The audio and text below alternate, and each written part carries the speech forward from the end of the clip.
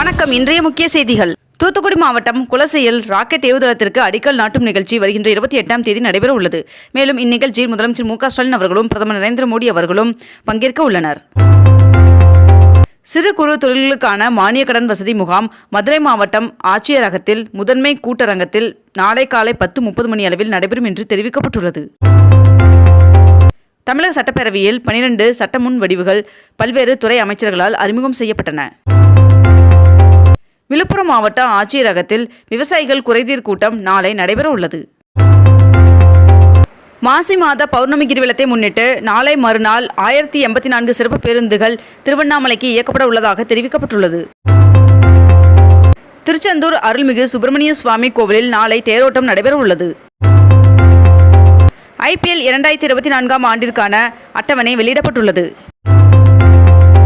நாம் தமிழர் கட்சியின் ஒருங்கிணைப்பாளரான சீமான் அவர்களின் மனைவி கைல்விழி அவர்களுக்கு தற்பொழுது தென் சென்னை மாவட்ட பொறுப்பாளராக பொறுப்பு வழங்கப்பட்டுள்ளது. அதிகாரப்பூர்வமற்ற கடன் செயல்களை தடுக்க கூடுதல் நடவடிக்கை மேற்கொள்ள வேண்டும் என்று நிதி சார்ந்த கண்காணிப்பு அமைப்புகளை மத்திய நிதியமைச்சர் நிர்மலா சீதாராமன் அவர்கள் கேட்டுக்கொண்டுள்ளார். கலைஞர் நினைவிடம் திறப்பு விழாவிற்கு ஆளும் கட்சி, எதிர்க்கட்சி, கூட்டணி கட்சி, தோழமை கட்சி என அனைத்து கட்சிகளும் சார்ந்த சட்டமன்ற உறுப்பினர்களும் நிகழ்ச்சியில் பங்கேற்க வேண்டும் என்று முதலமைச்சர் மு.க.ஸ்டாலின் அவர்கள் அழைப்பு விடுத்துள்ளார். தமிழகம் முழுவதும் உள்ள அரசு பள்ளிகளில் படிக்கும் மாணவர்களுக்கு நாளை ஆதார் அட்டை பதிவு செய்யும் பணி துவங்குகிறது. சாதிவாரி கணக்கெடுப்பிற்கு நாங்கள் எதிரானவர்கள் அல்ல என்றும் சாதகமாகத்தான் செயல்படுகிறோம் என்றும் முதலமைச்சர் மு.க.ஸ்டாலின் அவர்கள் தெரிவித்துள்ளார். அதிமுக 40 தொகுதிகளிலும் தனித்து போட்டியிடும் என்று எடப்பாடி பழனிசாமி அவர்கள் அதிரடி அறிவிப்பை வெளியிட்டுள்ளார்.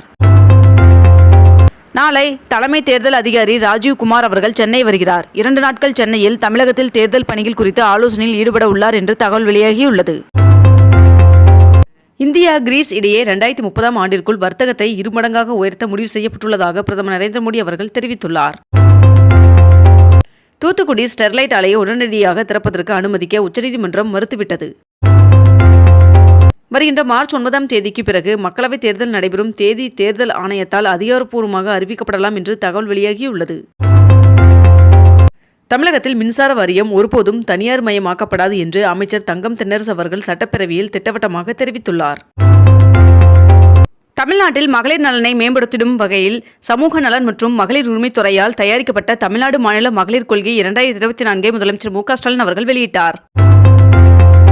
திருப்பதி ஏழுமலையான் சுவாமி கோவிலில் மே மாதத்திற்கான கல்யாண உற்சவம், அர்ஜித பிரம்மோற்சவம், ஊஞ்சல் சேவை போன்ற இதர தரிசனத்திற்கான டிக்கெட் முன்பதிவு இன்று வெளியிடப்படும் என்று தெரிவிக்கப்பட்டுள்ளது.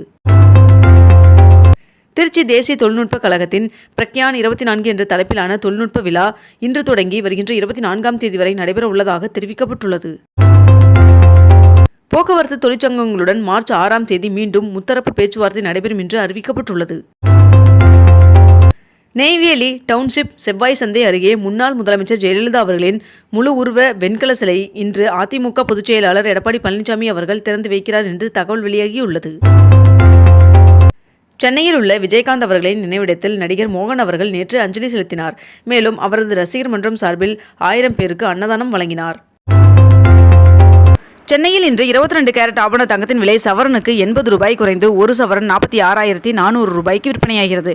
அதேபோல் 1 கிராம் வெள்ளியின் விலை 76 ரூபாய் 50 பைசாவாகவும் விற்பனை செய்யப்பட்டு வருகிறது. இத்துடன் இன்றைய தலைப்புச் செய்திகள் நிறைவடைகின்றன. மேலும் இதுபோன்ற அண்மை தகவல்களை உடனுக்குடன் தெரிந்து கொள்ள அக்னிபூ சேனலை சப்ஸ்கிரைப் செய்து கொண்டு தொடர்ந்து இணைந்திருங்கள். நன்றி, வணக்கம்.